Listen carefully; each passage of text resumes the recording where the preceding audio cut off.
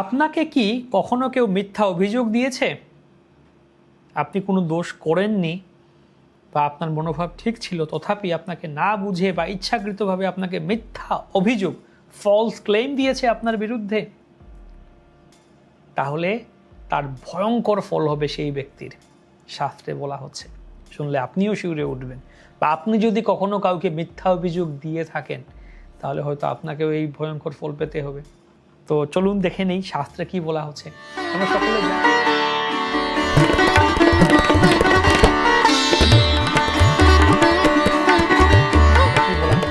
আমরা সকলে জানি যে মিথ্যা কথা বলা ভালো নয়, কিন্তু কখনো কি ভেবে দেখেছি মিথ্যা অভিযোগ করা, কারো বিরুদ্ধে ভুল কথা বলা, এর ফল কতটা ভয়ঙ্কর হতে পারে?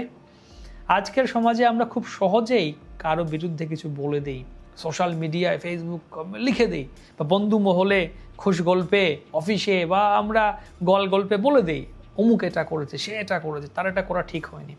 প্রমাণ ছাড়াই কাউকে দোষারোপ করা যেন খুব সাধারণ ব্যাপার হয়ে গেছে। বা একটা হচ্ছে প্রমাণ ছাড়া না বুঝে দোষারোপ করা, আরেকটি হচ্ছে ইচ্ছে করে করা, কারো উপরে দোষ চাপিয়ে দেওয়া, না এটা করেছে, নিজের দোষটা অন্যের ঘাড়ে চাপিয়ে দেয়া। তো শাস্ত্র এই বিষয়টিকে অত্যন্ত গুরুতর অপরাধ হিসেবে দেখছে। শাস্ত্রে বিশেষ করে স্কন্দ পুরাণে এই বিষয়টি একটি ভয়ঙ্কর শ্লোকের মাধ্যমে বলছে।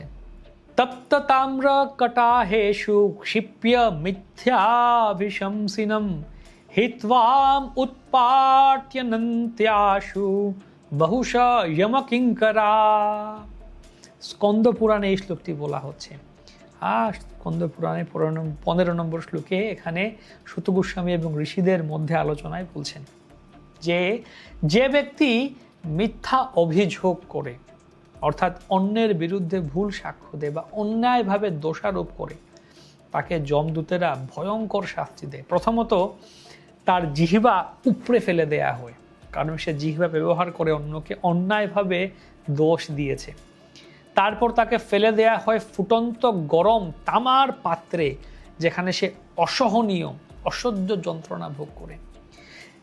একটু ভাবুন তো, আমরা যেটাকে খুব ছোট একটা বিষয় মনে করি, এইটা একটু বলে দিলাম, বা হয়তো ইচ্ছে করে বলে দিলাম, বা হয়তো আমরা অজান্তে একটা কিছু অন্যের পরনিন্দা করতে গিয়ে কারো সম্বন্ধে একটা দোষ দিয়ে দিলাম, কাউকে একটা কটু কথা বলে দিলাম কারো সম্বন্ধে।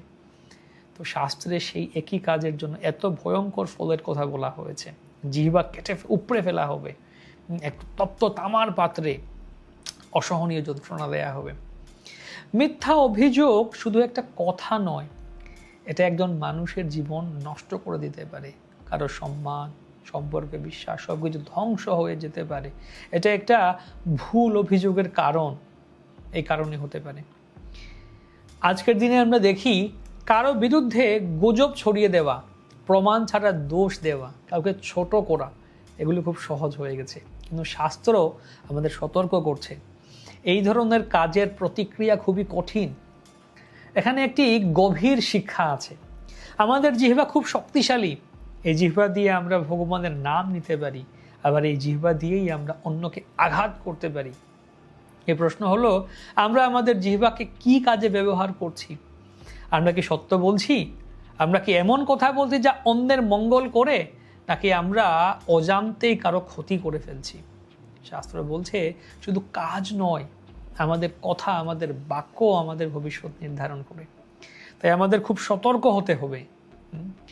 কোনো কথা বলার আগে একটু ভাবা দরকার, এই কথাটা কি সত্য, এই কথাটা কি প্রয়োজনীয়, এই কথাটি কি অন্যের উপকার করবে? যদি না করে, তাহলে সেই কথা না বলাই ভালো। কারণ আমরা হয়তো ভুলে যাই, কিন্তু কর্মফল ভুলে যায় না। শেষে একটা কথা, এই শাস্ত্রের বর্ণনা আমাদের ভয় দেখানোর জন্য নয়, বরং আমাদের সচেতন করার জন্য, যাতে আমরা নিজের কথা, নিজের আচরণ নিয়ন্ত্রণ করতে শিখি। আজ থেকে আমরা চেষ্টা করি মিথ্যা অভিযোগ থেকে দূরে থাকতে, সত্যি কথা বলতে, জিহ্বাকে পবিত্র কাজে ব্যবহার করতে, ভগবানের দিব্য নাম জপ করতে। তাহলেই আমাদের জীবন শান্ত হবে, পাপের ভয়ঙ্কর ফল থেকে আমরা নিজেদেরকে রক্ষা করতে পারবো। পরনিন্দা, পরচর্চা না করো কখন, দৃঢ়ভাবে একান্তে ভজ শ্রী গৌর চরণ। মহাপ্রভুর চরণ যেন আমরা একান্তে দৃঢ়ভাবে ভজন করতে পারি। হরে কৃষ্ণ, ধন্যবাদ।